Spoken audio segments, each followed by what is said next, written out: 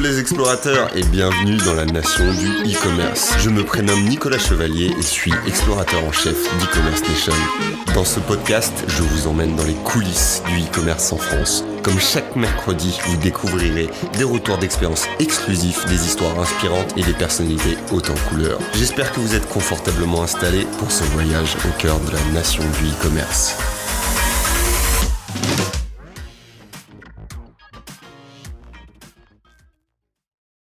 Bonjour les explorateurs, ici Tamara. Aujourd'hui, nous sommes sur le Digital Benchmark de l'OBG à Amsterdam en compagnie de Christophe Famechon. Très bien. Le directeur relations clients à distance chez Fnac Darty. Bonjour Christophe, comment allez-vous? Bonjour Tamara, écoutez, je vais très bien, très heureux d'être en votre compagnie. Ah bah merci, ça fait plaisir. Tout d'abord, donc pour commencer, pourriez-vous vous présenter pour notre audience et quel est votre parcours professionnel? Alors, j'ai commencé ma carrière il y a bien longtemps et j'ai commencé par l'Amérique du Sud où j'ai travaillé pour des filiales de France Télécom dans des projets d'investissement dans le domaine de la téléphonie fixe, de la téléphonie mobile. Et puis à un moment donné, il fallait monter un centre d'appel, donc je me suis lancé dans le service client. C'était il y a 25 ans. Voilà. Et puis j'ai basculé ensuite dans l'aventure Internet de retour en Europe. Et j'ai participé à une formidable aventure qui était celle d'AOL, le fournisseur d'accès Internet aujourd'hui disparu, mais qui était à l'époque une très très grande aventure technologique et humaine. Et j'ai rejoint enfin le groupe Darty en 2008. Voilà. Et j'ai vécu tous les rebondissements jusqu'à la fusion, en tout cas le rachat de Darty par Fnac il y a 4 ans. Et du coup, quel est votre périmètre d'action en tant que directeur relations clients à distance? Alors, relations clients à distance, tous les mots ont un sens. Ça veut dire que je m'occupe essentiellement des call centers, c'est-à-dire de tous les gens qui sont en interaction avec nos clients à distance. Donc, contrairement évidemment aux services clients qu'on peut trouver en magasin ou à domicile, puisque vous savez qu'on est une enseigne omnicanale et que vous pouvez être en contact avec nous sur le web, au téléphone, dans les magasins, mais également on a des livreurs, on a des techniciens qui viennent chez vous. Donc, on a vraiment cette surface de contact assez incroyable. J'ai environ 1200 personnes qui travaillent avec moi, avec des effectifs internes et externes, en France et à l'étranger. Et ça représente un volume d'environ 10 millions de contacts tous les ans. Quelle est la valeur ajoutée du service client Fnac Darty, à part que vous avez énormément de points de contact du coup avec clients? Alors, Fnac Darty, il faut savoir que ce sont deux vieilles entreprises françaises qui ont été créées dans les années 50. Et pour ceux qui ne s'en souviennent pas, Fnac a été créée avec une mission absolument incroyable qui était de combattre l'illettrisme en France. Et les frères Darty ont inventé un concept incroyable à la fin des années 60 qui est le contrat de confiance. Donc c'est la première fois qu'un distributeur, c'est une première mondiale d'ailleurs, qu'un distributeur accompagnait les consommateurs dans la vente d'électroménager mais également dans la livraison et le service. Donc il faut savoir que ces deux vieilles enseignes ont des valeurs de proximité, des valeurs de service dont on est simplement les héritiers. Et il faut savoir que ces vieilles enseignes ont accompagné toute la société française dans ses évolutions et dans sa consommation.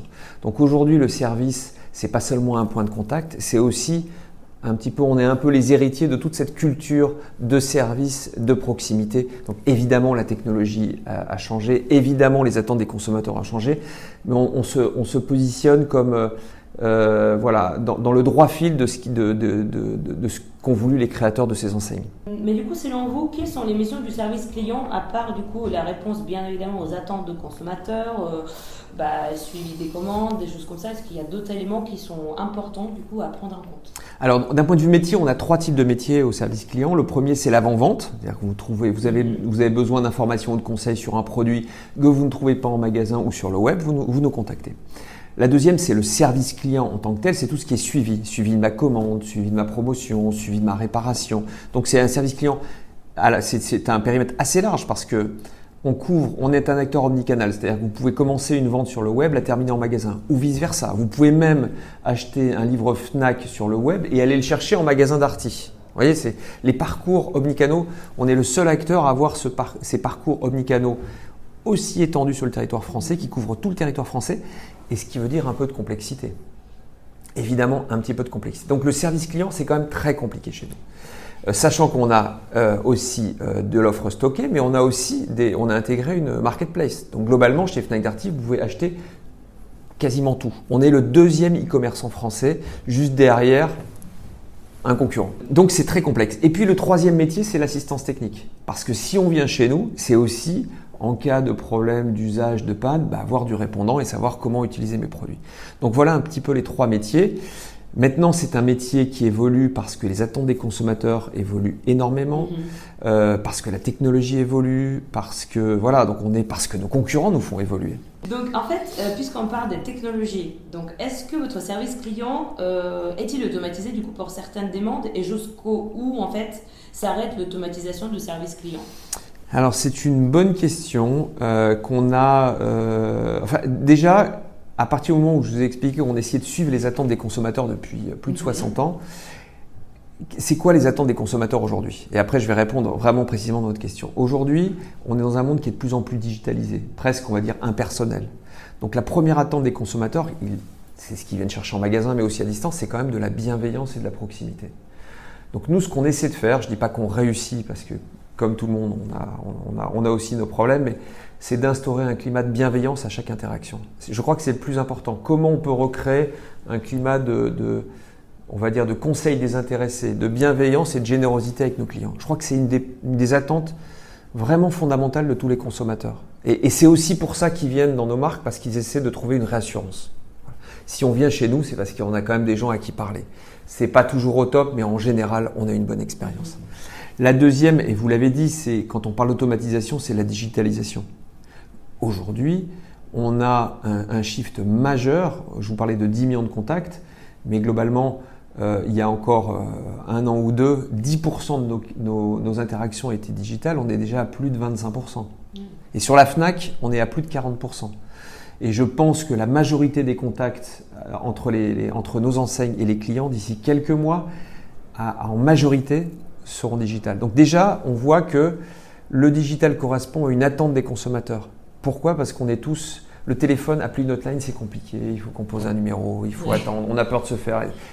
Voilà, c'est compliqué pour les consommateurs. Alors que poser une question sur un réseau social, sur le chat, sur du WhatsApp, ça correspond à nos habitudes. On aime bien zapper, on aime bien regarder une série en faisant autre chose, etc. Donc ça correspond vraiment, ce côté digital correspond vraiment. Et donc là-dessus, évidemment, on essaie de plugger des solutions automatisées. Voilà. Je dis bien on essaye, on est au milieu du chemin, parce qu'il y en a qui sont beaucoup plus avancés. C'est compliqué parce qu'aujourd'hui, on a des parcours multicanaux avec évidemment des systèmes à la fois magasins, les fameux legacy, et puis des systèmes web. Donc aujourd'hui, on commence, on a beaucoup avancé côté Fnac, un petit peu moins côté Darty, et c'est vraiment… et c'est aussi pour ça que je suis là à l'EBG, ça fait partie de nos enjeux majeurs, c'est comment on peut accélérer cette automatisation. Mais sans jamais perdre, je dirais, ce qui fait l'ADN du groupe, c'est-à-dire cette générosité, cette bienveillance. Si on perd ça, on perd un atout majeur vis-à-vis des concurrents. Quels d'autres bénéfices est-ce qu'on peut en tirer quand c'est vraiment bien organisé, bien optimisé, une fois que le client est vraiment très satisfait? Alors, qu'est-ce qui se passe? On vise la satisfaction totale du client. Est-ce qu'on réussit? Évidemment. Non, pas tout le temps. Évidemment. En revanche, effectivement, il y a une vraie attitude. Si les gens viennent chez nous, c'est parce qu'ils savent qu'il y aura toujours quelqu'un pour essayer de trouver une solution. Que ça soit à distance, que ça soit en magasin, que ça soit à domicile. Donc, il y a toute une série de filets de sécurité de service qui fait que chez nous, on trouve des solutions. Voilà. Donc ça, je pense que c'est un facteur de rassurance majeur et donc un facteur de fidélisation ou de réengagement ou de réachat. Ça, c'est clair. Si on perdait ça, je pense qu'on perdrait un atout majeur dans la compétition. Évidemment, les gens veulent le choix. Évidemment, les gens veulent le prix. Ça, c'est clair. Mais il y a aussi, si j'achète un truc, est-ce que c'est sûr? Regardez, par exemple, je vous donne un exemple, on va arriver dans cette période des fêtes de Noël. Si vous faites vos achats au dernier moment, ce qui n'est peut-être pas votre cas, si ça l'est évidemment, un peu quand même, voilà, si vous allez acheter vos achats, si vous allez faire vos achats le 23 ou le 24 pour être sûr de les avoir le jour même, il n'y a pas 50 000 acteurs. Vous venez chez nous, vous réservez, 1 heure plus tard, vous allez chercher chez Fnac ou Darty. Vous n'êtes pas dépendant de circuits logistiques incertains en période de pointe. Vous voyez ce que je veux dire? On a ce facteur de réassurance parce qu'on est omnicanal. Donc oui, ça fait partie de la fidélisation et oui, ça fait partie aussi, à un moment donné, ce qu'on mesure très mal d'ailleurs, du taux de réachat des clients chez nous. Et du coup, pour revenir un peu sur le concept du coup physique, service client physique et le service client en ligne, quelles sont les différences de coût entre ces deux points de contact? Est-ce que la proximité, ça se crée peut-être plus facilement en relation physique du coup, plutôt qu'à distance, ou comment faites-vous justement pour rassurer le client quand c'est à distance? Alors déjà, on a des outils qui sont de plus en plus interconnectés, ce qui fait qu'on arrive à avoir quasiment, pas complètement, mais quasiment le même type d'information, quel que soit le point de contact. Ça, c'est quand même important. Voilà. Évidemment, il y a toujours des petits trous dans la raquette, mais globalement, on peut arriver à suivre les parcours clients et donc à donner une information un peu plus pertinente. Parce que les gens détestent répéter leurs histoires à chaque fois. Donc, on essaie de coordonner cette circulation d'informations. Alors évidemment, il y a des choses qui sont différentes. La relation n'est pas tout à fait la même en physique. Ça peut être plus simple, mais ça peut être aussi plus compliqué. Voilà. Le plus compliqué dans le service client, je vais vous dire, au-delà de la techno, c'est la gestion des émotions du client. On ne sait pas qui on a en face de nous. On ne saura jamais qui on a en face de nous. En revanche, on peut savoir dans quel état d'esprit, on doit savoir dans quel état d'esprit est le client. Je crois que la clé, elle est là. Moi, je ne sais pas qui vous êtes, mais je peux savoir si vous êtes ennuyé, intéressé, frustré. Si j'arrive pas à savoir dans quel état d'esprit vous êtes, tout contact de qualité ne se passera pas bien, parce que si par exemple vous êtes pressé, que ce soit en magasin ou au téléphone, c'est pas la peine de vous faire tout le speech pour vous expliquer qu'on est les meilleurs. On va vous dire, vous êtes pressé, je vais faire vite. Terminé. Si en revanche, vous comprenez pas ce qui s'est passé, donc là, je veux dire, vous attendez des explications, je vais vous donner les explications. Vous voyez ce que je veux dire? Notre boulot, c'est pas de dire, j'ai compris qui vous êtes, parce qu'on ne saura jamais, mais en tout cas de savoir ce que vous attendez de nous d'un point de vue émotionnel. Et ça, évidemment, c'est compliqué. Et on travaille dessus. On travaille dessus et on essaie de faire grandir nos collaborateurs là-dessus. Parce que ça, quand on sait gérer ses propres émotions et les émotions des gens qu'on a en face, globalement, on arrive à établir un climat qui est beaucoup plus apaisé. À part du coup la capacité de reconnaître en fait et de s'adapter aux émotions du client, sur quels d'autres éléments en fait faut-il être davantage vigilant en tout ce qui est e-commerce surtout? Alors, je pense que le domaine en e-commerce, je crois que le domaine de la réassurance est fondamental et ça, c'est un gros effort. Alors, le contexte législatif nous aide, puisqu'entre les lois, la RGPD, etc., on a un cadre de plus en plus contraint, mais finalement, ce qu'on prend pour une contrainte est quand même une protection du consommateur. Donc, ça va aider quand même les enseignes les plus sérieuses. Donc, nous, on prend ce filet de contraintes comme une opportunité pour dire il y a les enseignes sérieuses et puis il y a les autres. Voilà. Donc je pense que dans le e-commerce, le plus important, c'est qui va donner le tampon pour dire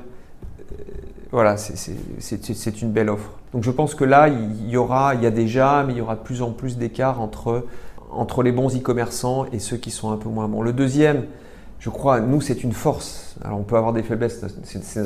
Nous, c'est juste cette interaction entre le e-commerce et le monde réel, c'est-à-dire les magasins, la logistique, la capacité à vous envoyer des livreurs pour installer votre télévision chez vous.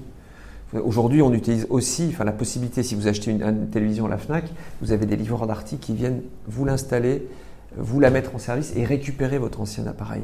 Donc, ça donne une force au e-commerce qui est quand même très, très intéressante.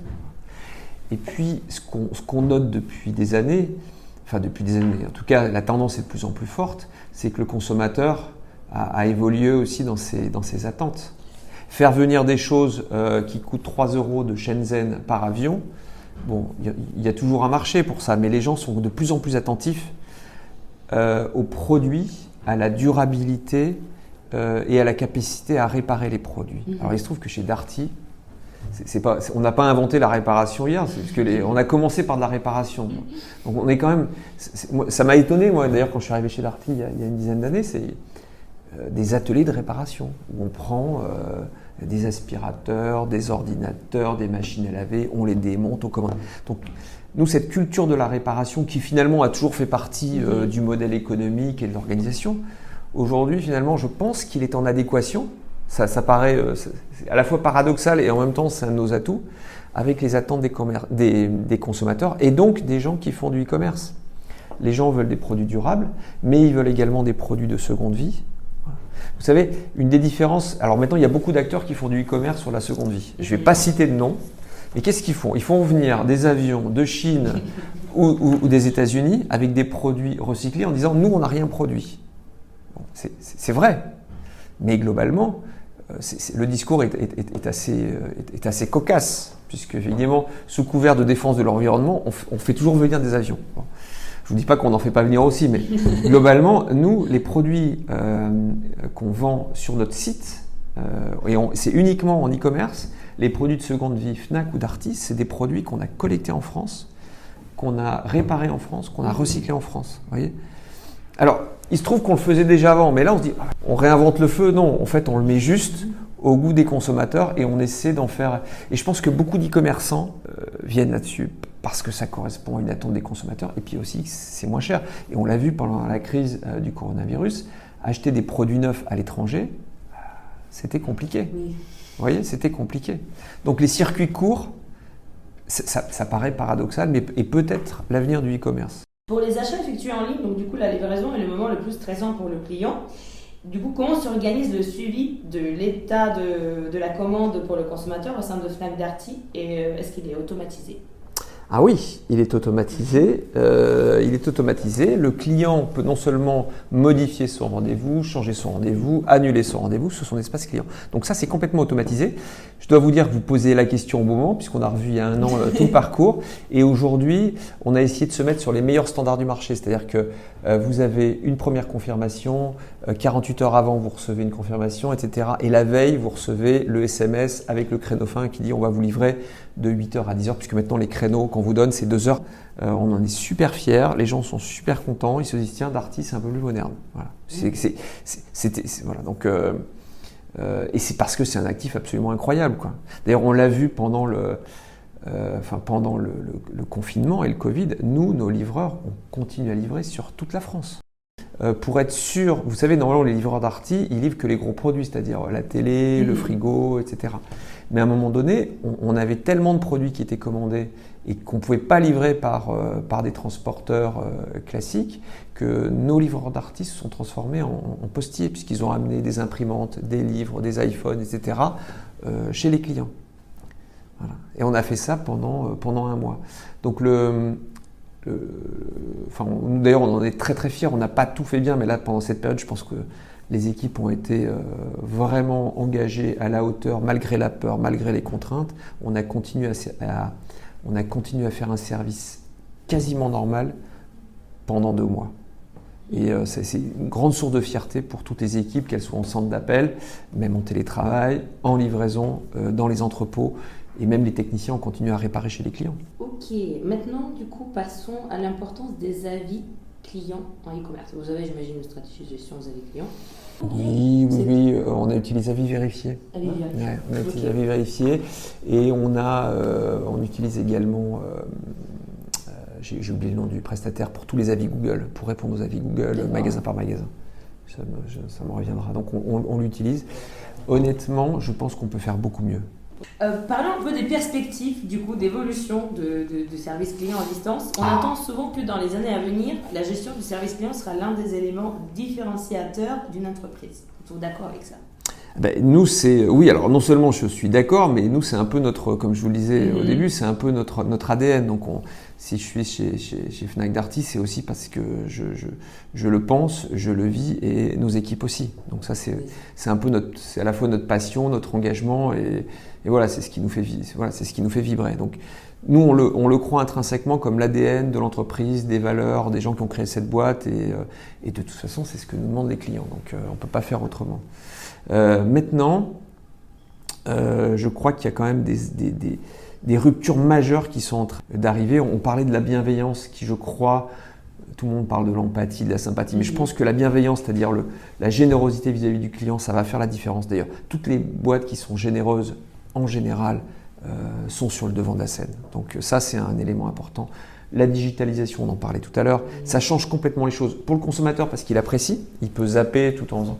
Mais pour les collaborateurs, c'est aussi génial parce que ça les transforme en ambassadeurs de la marque. Vous voyez, quand vous répondez à un tweet ou à un message Facebook, finalement, vous engagez toute l'entreprise. Et pour moi, c'est un événement majeur parce que ça veut dire que ça revalorise le métier.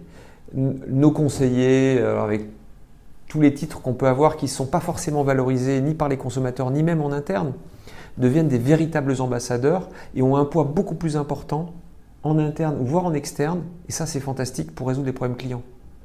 Vous voyez, quand il y a un post rageur sur Twitter et que j'ai une de mes conseillères qui appelle un directeur de magasin pour dire voilà ce qui s'est passé dans ton magasin, on trouve une solution tout de suite. Parce qu'effectivement, la visibilité donne du pouvoir aux consommateurs. Donc ceux qui traitent les avis clients, ils ont un véritable pouvoir. Donc ça, c'est fantastique. Et ça change tout. Et puis la deuxième chose, c'est quand vous êtes au téléphone, vous êtes seul avec le client. Et le client est seul avec vous. Donc il y a une espèce de proximité qui, quand ça se passe mal, ça se passe très mal. Et le stress est partagé et le conseiller est un peu pris au dépourvu. À part mettre en attente pendant 20 minutes pour essayer de trouver une solution, c'est compliqué. Quand vous répondez à un chat, à un message instantané, un post sur les réseaux sociaux, si vous ne répondez pas dans la seconde, ce n'est pas grave. Vous pouvez vous adresser à votre collègue. Vous allez vous adresser à la personne qui sait en disant « Tiens, comment je peux le formuler ? Qu'est-ce que je peux répondre intelligemment ?» Donc ça donne une force incroyable aux collaborateurs pour être beaucoup plus pertinents. Et en plus, ça ouvre la voie à ce qui me tient beaucoup à cœur, c'est-à-dire la collaboration. Ça fait casser les silos, puisque globalement, je m'adresse à la personne qui sait. Donc c'est les sachants au niveau du service client qui prennent le pouvoir. Et ça, c'est très très important. Et ça ouvre la voie à une troisième rupture que j'essaie d'impulser et qui, à mon avis, va être, pour répondre à votre question, quelles sont les évolutions du service client, qui va être majeure, c'est que je crois aux organisations complètement plates.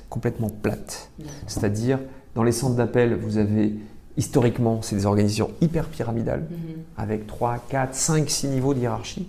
Et évidemment, c'est comme ça depuis 25 ans. J'ai fait du service client depuis 25 ans, il y a toujours eu une espèce de pyramide. Voilà. Et globalement, vous demandez au conseiller de faire ça pour le client, mais finalement, il a un périmètre assez réduit d'action.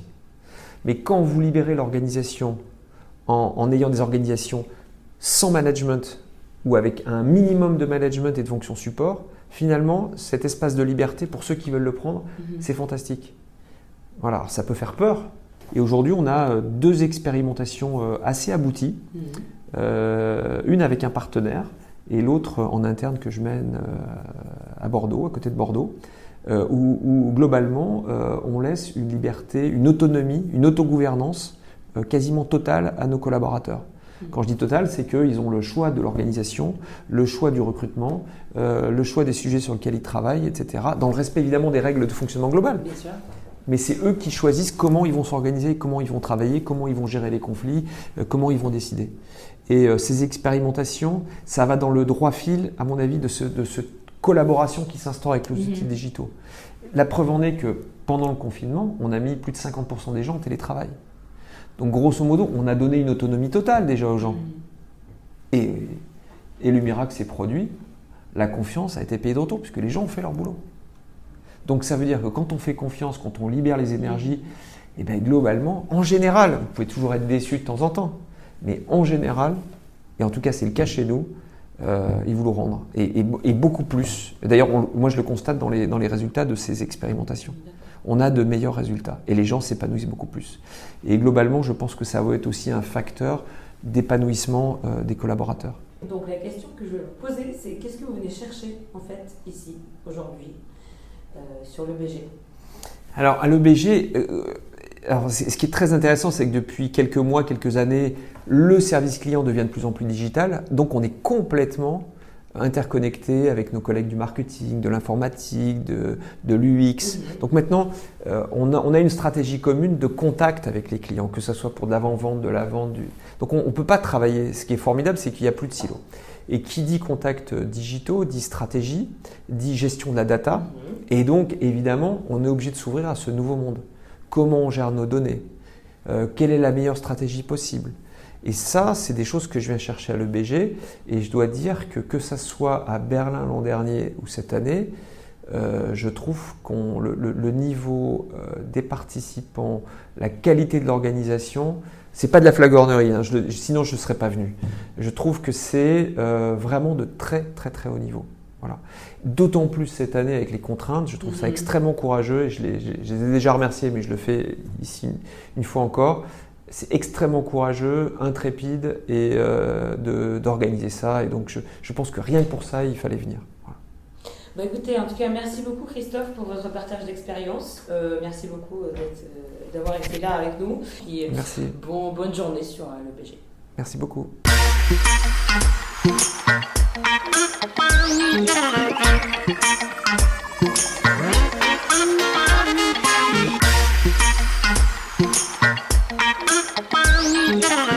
J'espère que ce podcast vous a plu. Je vous donne rendez-vous la semaine prochaine pour la découverte d'une nouvelle personnalité. N'hésitez pas à vous abonner au podcast des explorateurs du e-commerce sur votre plateforme préférée et à partager sur les réseaux si vous avez apprécié cet épisode. À très vite pour de nouvelles aventures et n'oubliez pas que l'exploration se poursuit sur e-commerce Nation.